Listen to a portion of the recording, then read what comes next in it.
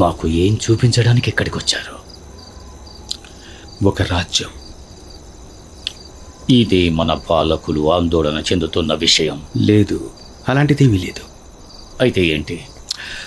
ఒక వ్యక్తి మళ్ళీ జన్మిస్తే తప్ప చూడలేని రాజ్యం ఇది అంటాను. మళ్ళీ జన్మించడమా? అవును.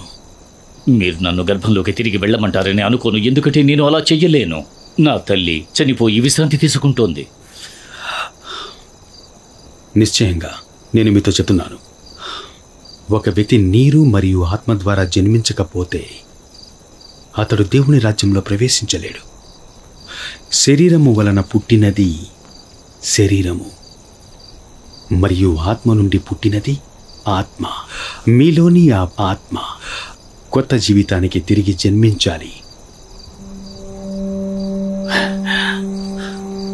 ఈ సంగతులు ఎలా సాధ్యం? ఇశ్రాయేలుకు బోధకుడవయ్యిండి వీటిని ఎరుగవా? ప్రయత్నిస్తున్నాను బోధకుడా.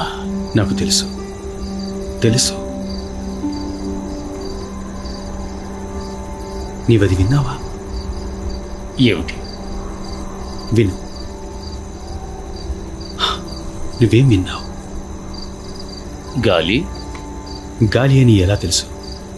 దాన్ని అనుభూతి చెందగలను, దాని ధ్వని వినగలను. ఎక్కడి నుంచి వచ్చిందో తెలుసా? లేదు. ఎక్కడికి వెళ్తుందో తెలుసా? లేదు. ఆత్మ ద్వారా మళ్ళీ జన్మించడం అంటే అలాగే ఉంటుంది. ఆత్మ మీకు మర్మంగా అనిపించే రీతిలో పని చేయవచ్చు. మీరు ఆత్మను చూడలేనప్పటికీ మీరు దాని ప్రభావాన్ని గుర్తిస్తారు. నేను మీకు భూ సంబంధమైన విషయాలు చెప్పినా మీరు నమ్మకపోతే పరలోక విషయాలు మీకు ఎలా చెప్పగలను? మీ మాటలు నమ్ముతున్నాను.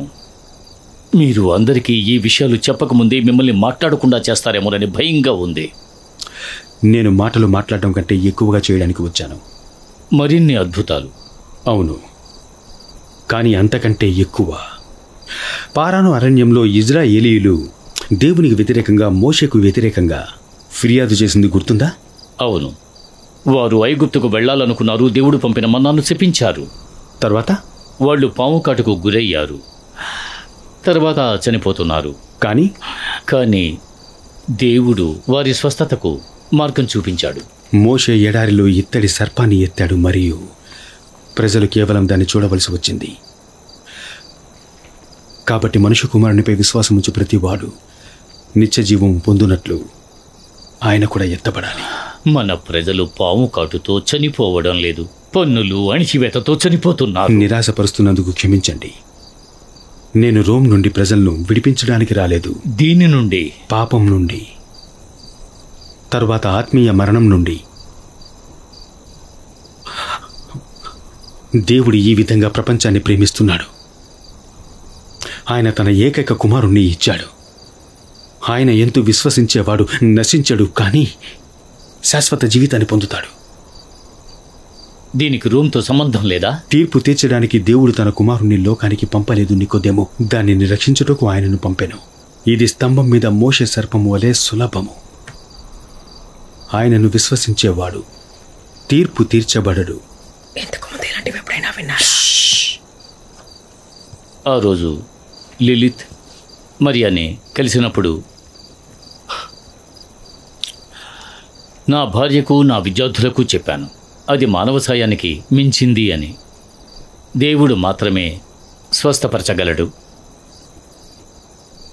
ఆపై ఆమెను చూశాను, బాగుపడింది.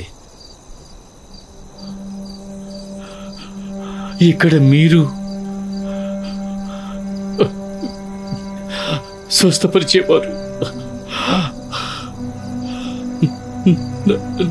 నా జీవిత కాలంలో ఈరోజు చూస్తానా అని అనుకున్నాను.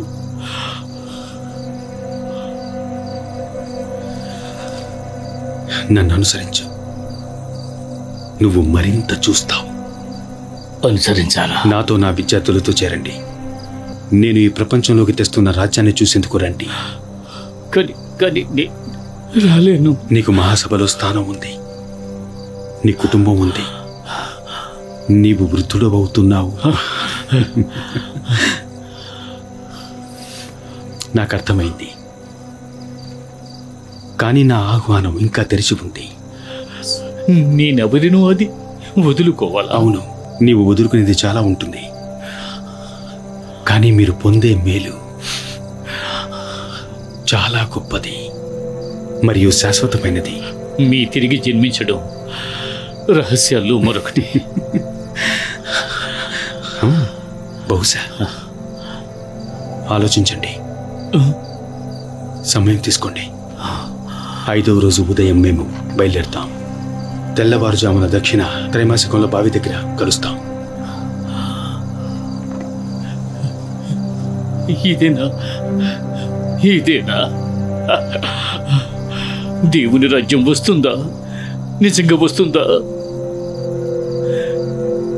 నీ మనసు నీకు చెప్తుంది.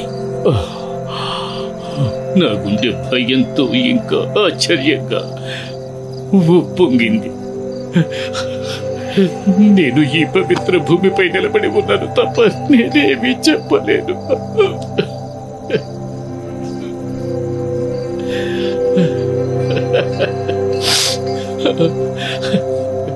పవిత్రమైన పైకప్పు. నీవు మాతో వస్తావని ఆశిస్తున్నాను నికోదేము.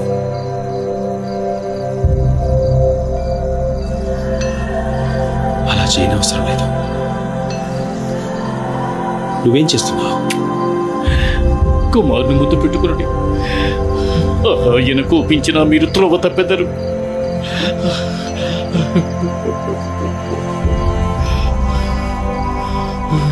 ఆయనను ఆశ్రయించిన వారందరూ ధన్యులు.